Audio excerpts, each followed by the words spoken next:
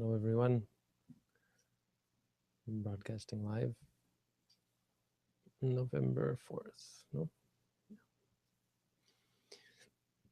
So we're trying Dhammapada again. I'm really trying with this, the problem is we're in cramped quarters, so I tried several things tonight and it just reminds me of all the troubles involved with this recording stuff, batteries and lights and big white sheets tacked to your wall. Anyway, we'll keep trying.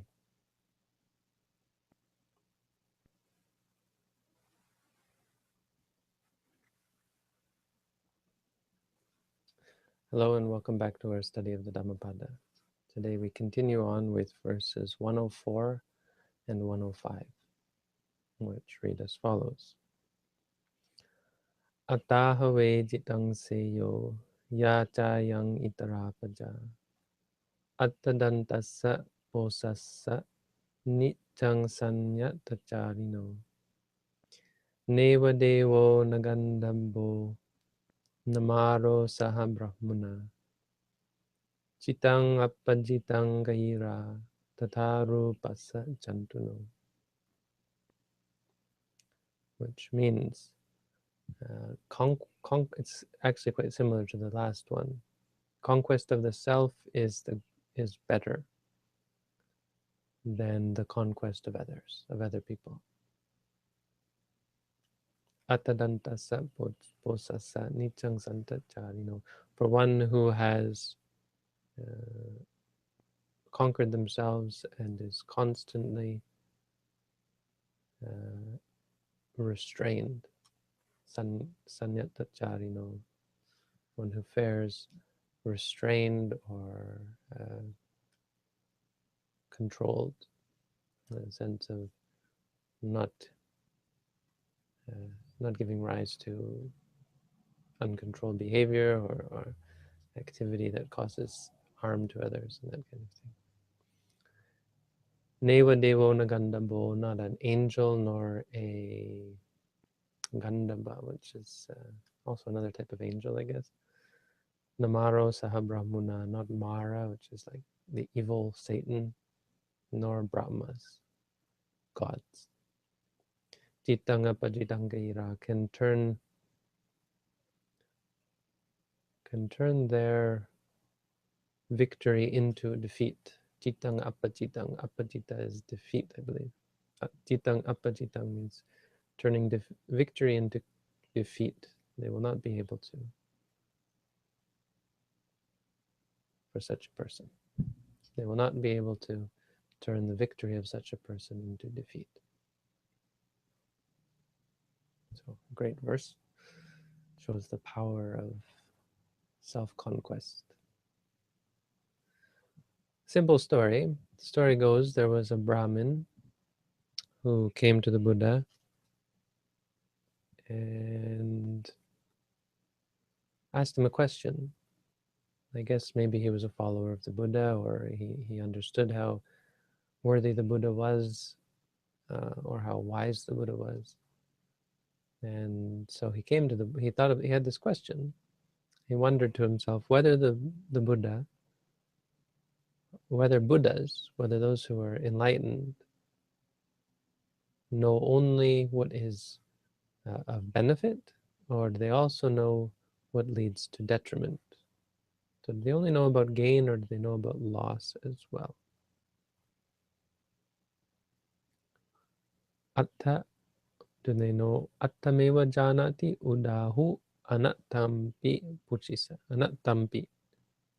Do they know only what is atta? Atta means what is a benefit or what is of value, or do they also know what is of detriment? Anatta, which is harmful or leads one away from success, leads one away from what is useful, that which is useless or harmful, really.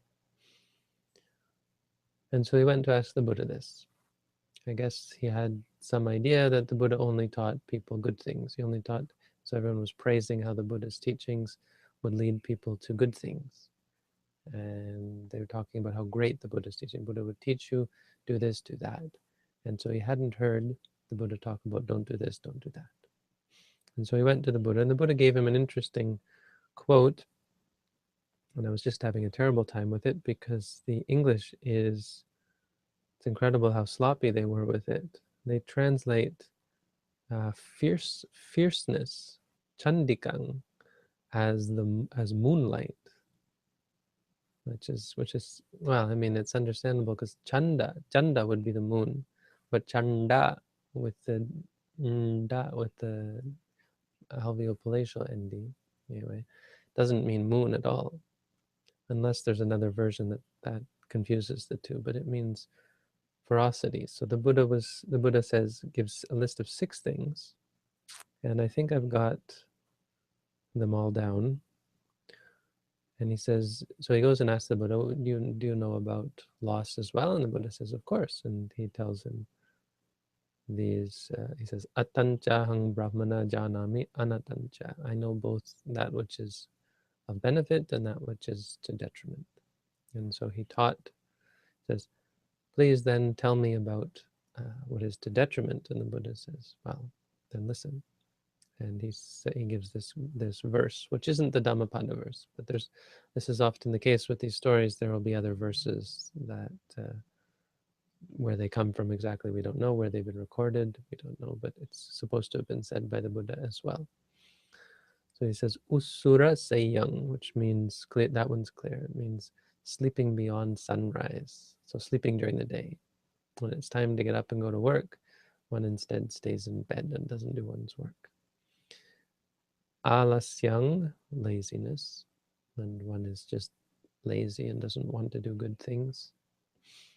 Chandikang means, again, ferocity, so being mean or nasty or cruel, being when people are overbearing and just constantly irritable.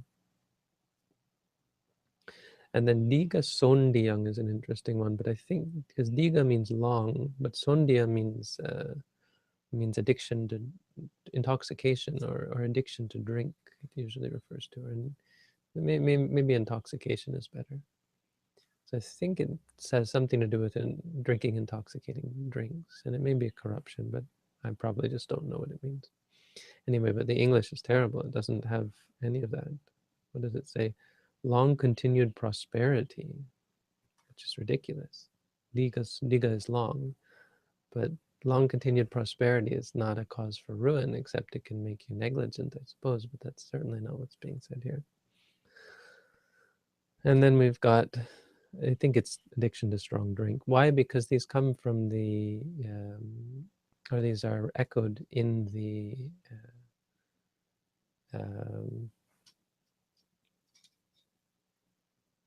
Digha Nikaya Sutta. It's the Sigalovada Sutta, the discourse, the Sigala. Sigalovada Sutta talks about these various states that lead to loss, right? And addiction to drink is, of course, one of them. Ekasadana gamanang. So I believe means traveling alone, which they just translate as going on long journeys, but going on journeys doesn't lead to loss. Going on long journeys alone can lead to problems. In the time of the Buddha, it certainly could, because you could get robbed. It was a big deal if you traveled alone. It just wasn't a good idea. And finally, paradarupa sevanang, which means chasing after other people's wives, which was apparently a thing, or is really a thing. No? People commit adultery all the time. Bad idea. Leads to loss, leads to disrespect, leads to loss of friendship, etc., etc. So he taught these things, and maybe he taught others, but that's the sort of things he taught. Certainly in the Sigalovada Sutta, he taught many other things that are to your detriment. And it's curious, because he doesn't say gambling, and yet gambling is considered one of the things that leads to loss. I don't believe it's in here. If I've translated it correctly, it's not there. And in the Sigalovada Sutta, it's clearly there. And that's interesting because The Brahmin is then impressed and says, very good, that's awesome, well spoken, you're really a great teacher, and you really know what is a benefit and what is a detriment. And then the Buddha asks him, so Brahmin, how do you make your livelihood? And turns out this Brahmin makes his livelihood through gambling. That's how he makes a living. I guess by he must be sort of one of these people who a con artist, right, or something like that. How to make his, I guess there are professional poker players nowadays. It's a big thing apparently to gamble online. I have people who tell me about that, how they do gambling online. And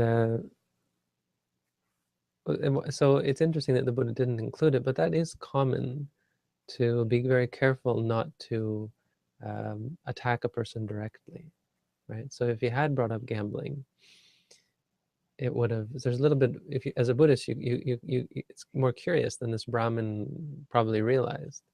He doesn't bring it up, uh, but yet he wants to make it clear that gambling is in there as well, without actually saying, "Oh, gambling is going to lead you to ruin." It's as though he purposefully left it out, or this story. Part of the reason for telling this story is to,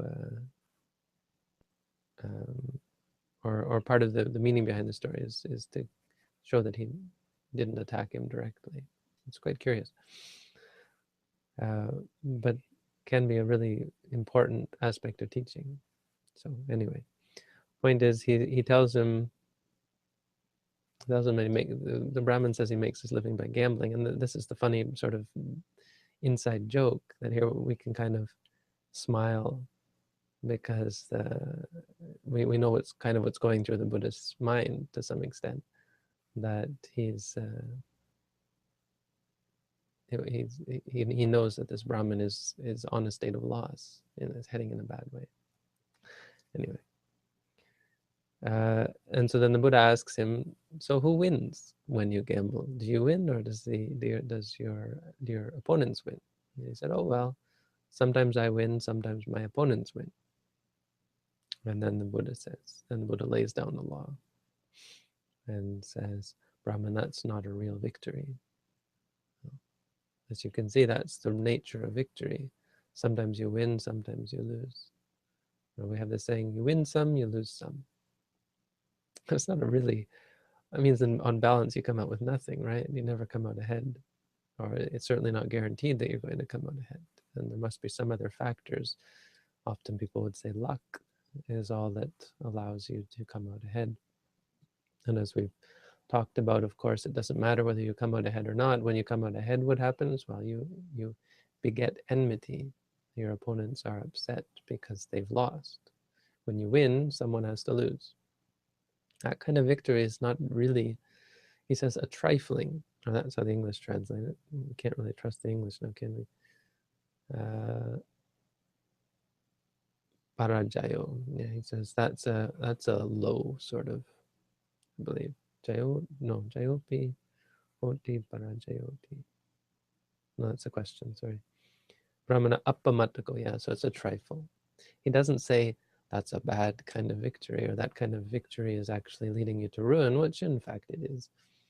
He says that's a trifling victory. And he in a roundabout way, he's trying to get this Brahmin to see the error of his ways, provide him with some friendly advice. The Brahmin did ask, after all, what leads to loss, and so he's trying to somehow tell him that his lifestyle does that.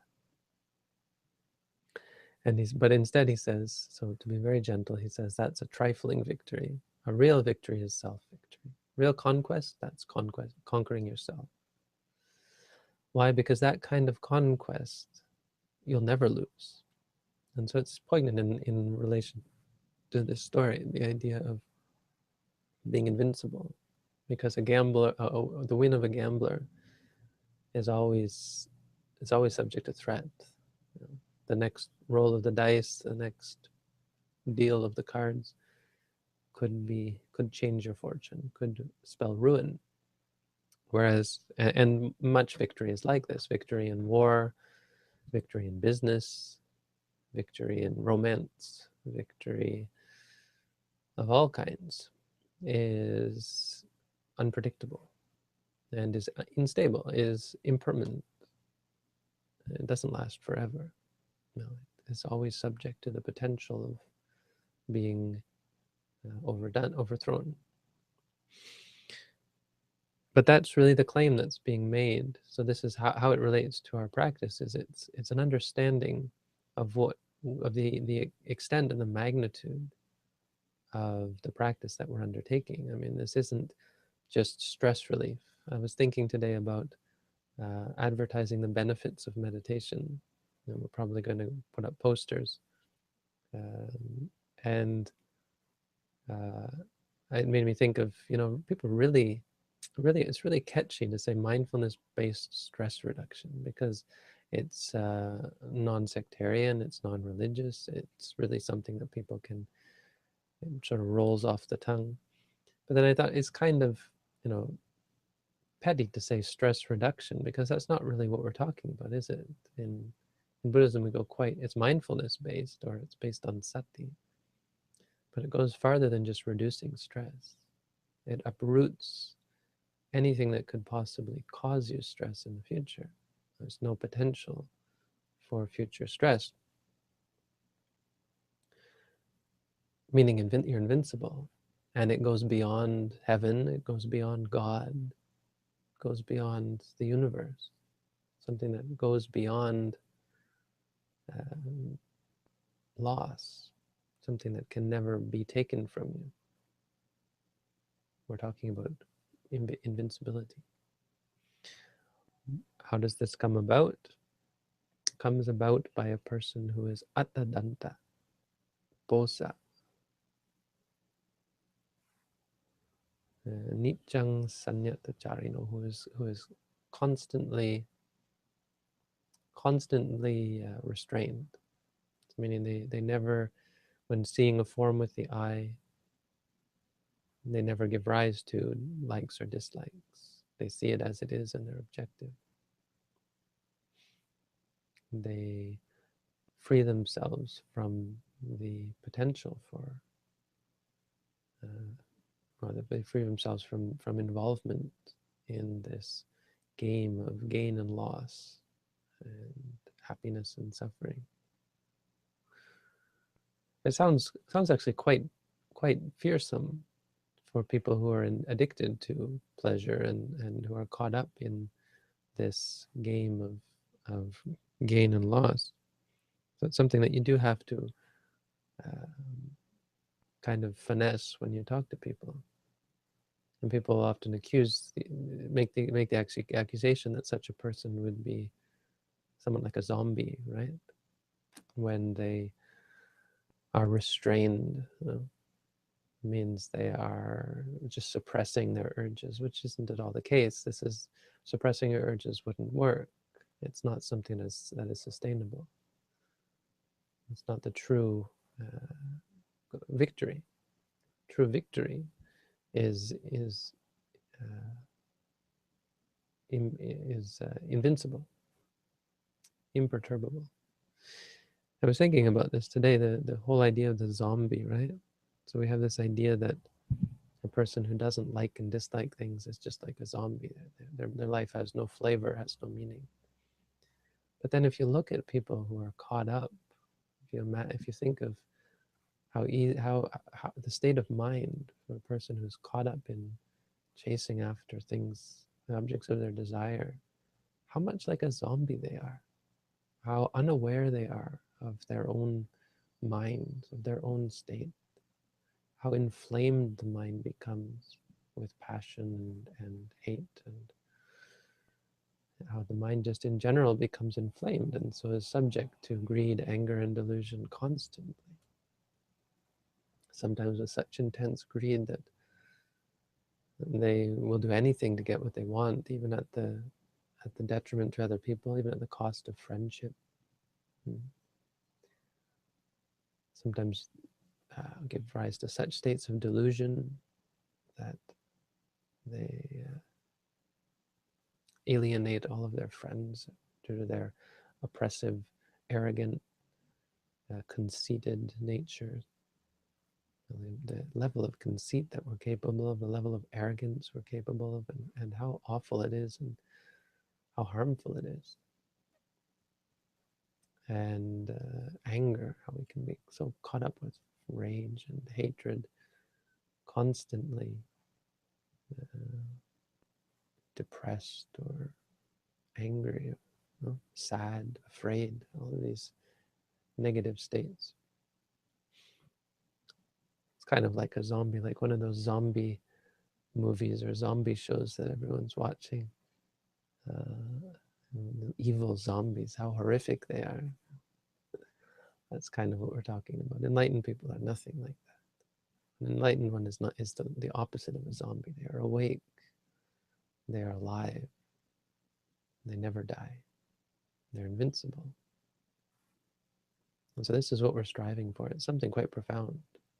I teach meditation, now teaching at the university, and I teach to all sorts of people, and a lot of people are just in it for stress reduction, stress relief.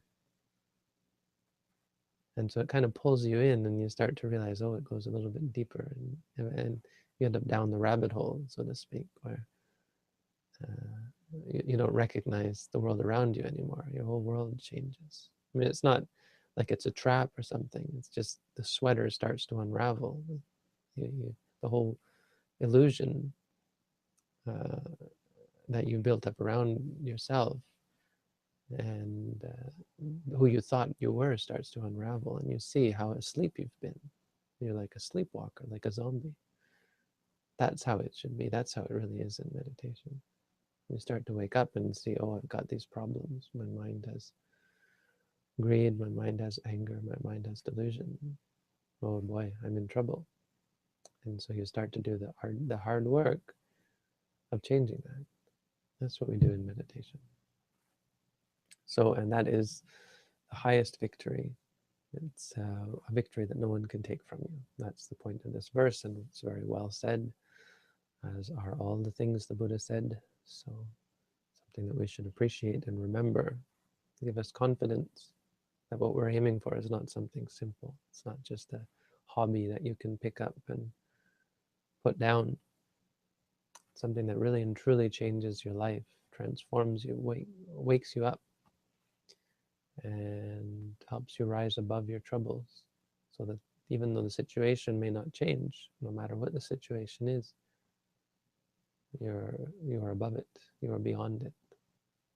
So that's the teaching for tonight. It's verses 104 and 105. We're almost a quarter of the way through the Dhammapada. I think when we get to 108, that'll be 1/4 of the way. So thank everyone. Thank you all for tuning in. I'm wishing you all the best on your path to invincibility. Be well.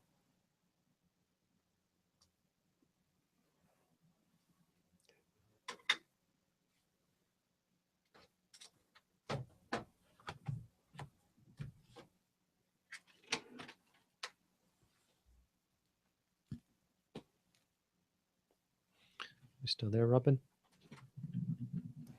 I am, yes.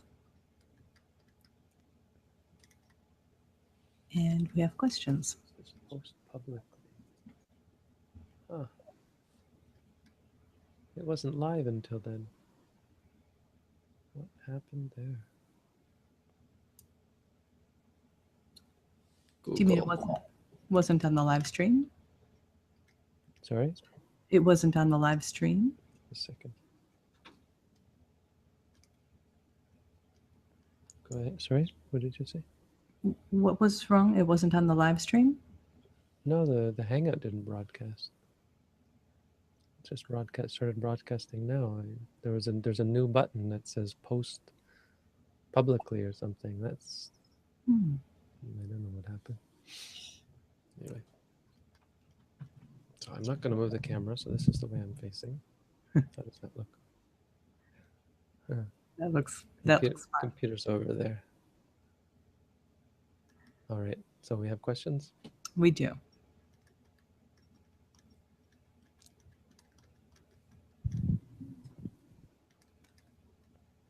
Sorry, I just lost it. Dear Bhante, thank you for Chapter 5 of How to Meditate 2. Powerful stuff. How long did it take you to write the entire chapter? The articulation was beautiful. Thank you. Well, it's good to get feedback.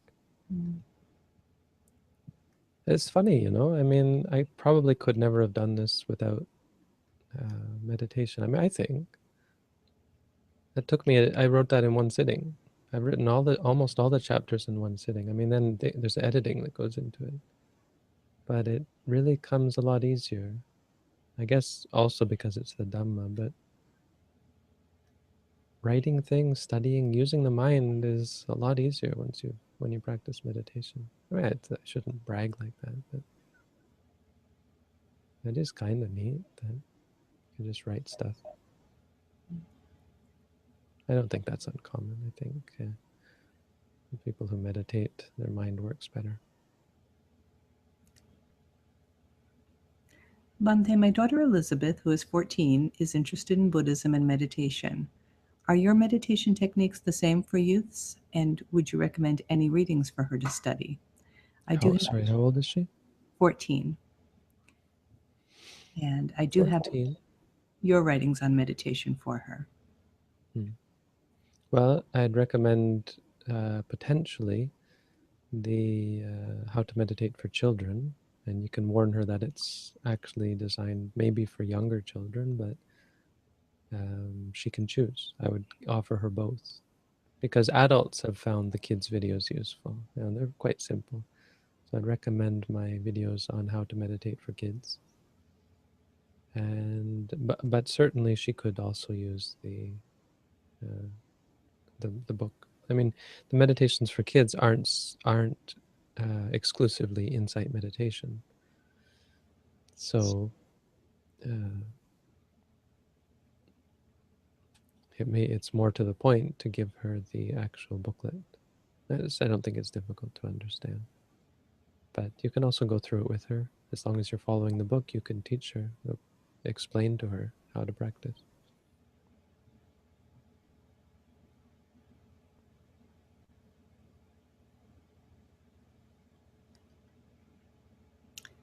Venerable Yuttadhammo, is it better to practice compassion towards enemies than metta, in the sense that it might be easier for the meditator?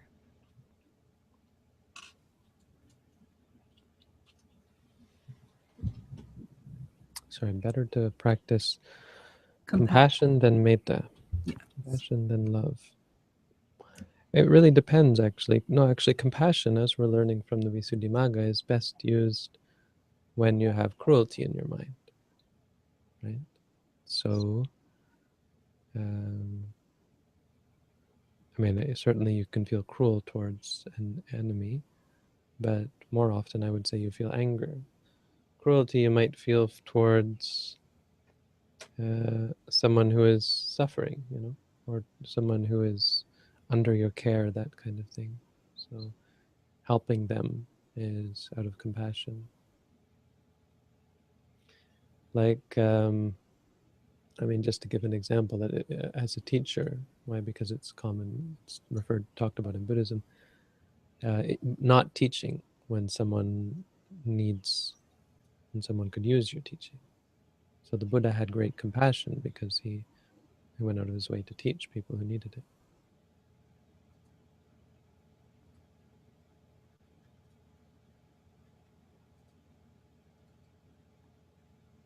Would you say that mindfulness slows down the process of the evolution of our rampant minds, or would you say it guides it?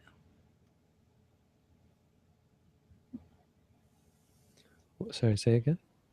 Would you say that mindfulness slows down the process of the evolution of our rampant minds, or would you say it guides it? Slows down the evolution. I mean, honestly, I wouldn't say either of those things. So I'm really not quite sure where you're going with that. I don't understand the evolution. Slows down the evolution of our rampant minds. I mean, dude, read my book. Teaches you how to be mindful. You'll overcome suffering. I guess, okay, if I'm going to talk about slowing down the mind, let's forget about the evolution of the rampant. I don't quite understand the context. But slowing down or guiding, I would say it does both. Yes, absolutely. But it does it naturally. You see, I mean, it's not either one of them. Either one of those things are our goal, are our immediate goal in the practice. Our goal is to see clearly, to look so that we can see and understand, and that guides and slows the mind naturally. I mean, the mind generally, because generally our minds tend to go faster than they should. It also can speed the mind up, make the mind quicker, less lethargic, less lazy. Depends on the person.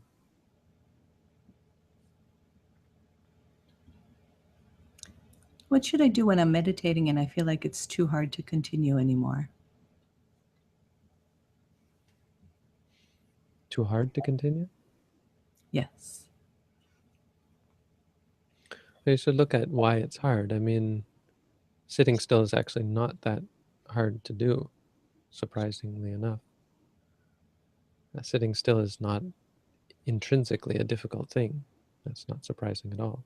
Walking back and forth, also not all that difficult, unless you've only got one leg or no legs. It's a pretty simple thing to do.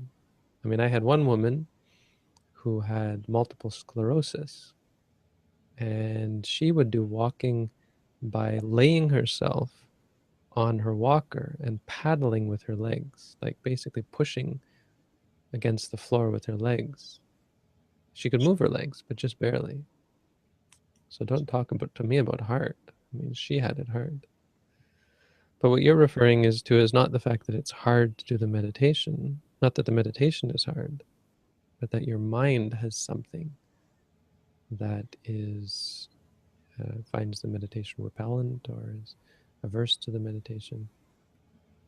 And so you have to figure out what that is. It means you've got something in your mind that dislikes what you're doing or that wants something different. And there can be many reasons for that. It's often because of our addiction to sensuality. We want to be doing something else. It can be due to our aversion to pain when we have to, it can be um, a sense of boredom. I mean, they're actually all quite related, but how it appears to you, you have to figure out how it appears to you and deal with it according to that. You know, noting those things, breaking them up into their individual parts, and noting them.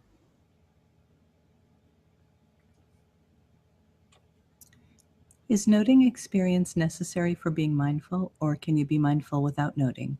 Thanks. Depends who you ask. In our tradition, the noting is necessary. So if you don't do it, you're not really meditating. It's not that you're not mindful. Mindfulness is just a part of, I mean, it's a tricky concept. Mindfulness can mean many different things. But we would say rather that you're not meditating. If you're not noting, you're not really meditating. You're just sitting there. And so it's hit and miss as to whether you'll progress from our point of view. I know that's highly contentious, but that's how it goes with us. Dear Bhante, I have questions I'd love to talk to you about, but I can't do it on this public forum. Can I send you an email, or even may we talk on the phone if you have time? It's hard, because I get lots of emails, and I've kind of, just in the end, you have to cut cut some. You have to at some point say, that's the limit. So am happy to talk over the phone, but only if it's related to your meditation practice. Now, there's lots of questions you might have to ask me. I don't know what your questions are about, but there's not much I can do to solve your problems. If you want to learn how to meditate, how to practice meditation, that can certainly help your practice, help your life, your problem. So I'd recommend that, reading my booklet. And then if you have questions about the meditation, problems with the meditation, then I mean those are the kind of things you should be able to ask on here. In fact, I mean, it's probably it may be a surprise, but for me to say this, and maybe not even very welcome to say it, but really anything you can't ask on here is not a question that um, is really necessary to ask, or maybe not even necessary, but it's just it probably falls too far into the realm of the home life for me to even really, I see, because then I have to give you an answer about your life, which has so many variables that I don't know and is so complicated that it ends up not really being the problem, and the problem ends up just being states of mind that can be dealt with in meditation. So in the end, it just does come back to questions about meditation. So that's what I'd recommend. Learn how to meditate and then start asking the right questions. Probably not a very popular answer, but it really does come down to that. If having heard that you still feel that you need some private time, then I'm sure we can arrange it. In fact, a lot of meditation questions are private, but that's why we're doing these courses. So again, it's about prioritizing. So I have 28 slots per week. I meet with 28 different people. Right now it's about 24.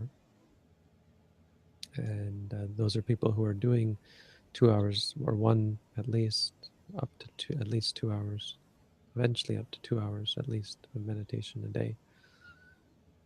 And that keeps me pretty busy. So then I come on here to answer general questions for people who aren't able to do those courses.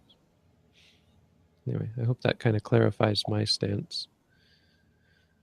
If you can get through to me, then I won't turn down a phone call, but I'll leave it up to you to figure out where to go next.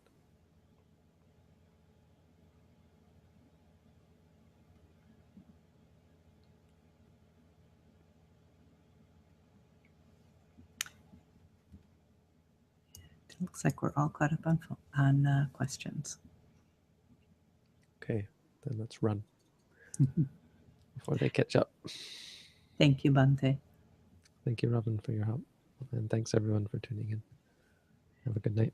Good night.